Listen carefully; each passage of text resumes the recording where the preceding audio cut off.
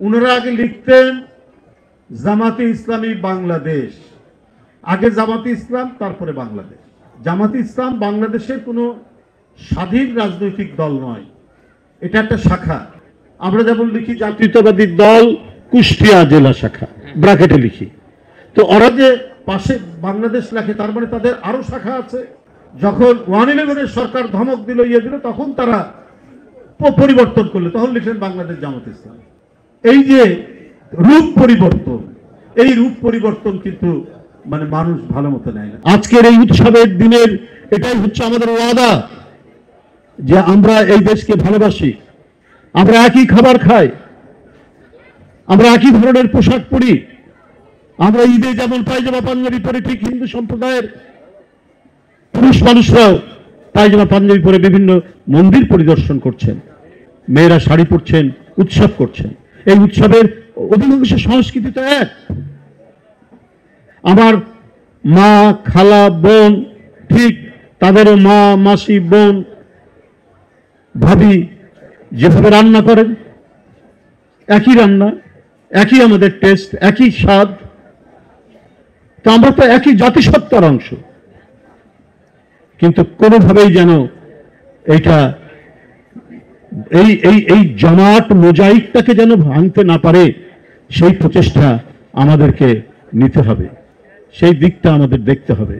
আজকে আবার কেউ কেউ বলেন যে এখানে যদি কেউ ঢুকে পড়ে তাহলে 50 লক্ষ লোক আমরা সেটা প্রতিহত করব। তা আপনি 50 লক্ষ লোক প্রতিহত করার কে? আপনারা এটা জনগণ প্রতিহত করবে। যদি কারো ইচ্ছা থাকে কোনো ধরনের আগ্রাসন চালানোর, আমরা তো শুনিনি যে কোনো দেশ বাংলাদেশে আগ্রাসন চালাবে, কিন্তু হঠাৎ করে কথা বললেন কেন? আবার আপনারাই 5ই আগস্টে বলেছেন যে আমরা ভালো সম্পর্ক গড়ে তুলব পার্শ্ববর্তী দেশের সাথে, কত আওয়ামী লীগকে মাফ করে দেবেন, ক্ষমা করে দেবেন। আজকে আবার বলছেন 50 লক্ষ লোক আপনাদের নিয়ে আপনারা নামবেন।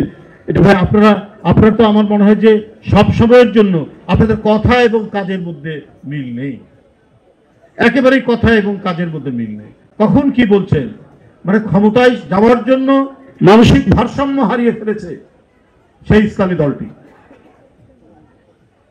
একেবারে ভারসাম্য হারিয়ে ফেলেছে। উনারা আগে লিখতেন জামাতে ইসলামী বাংলাদেশ, আগে জামাতে ইসলাম তারপরে বাংলাদেশ।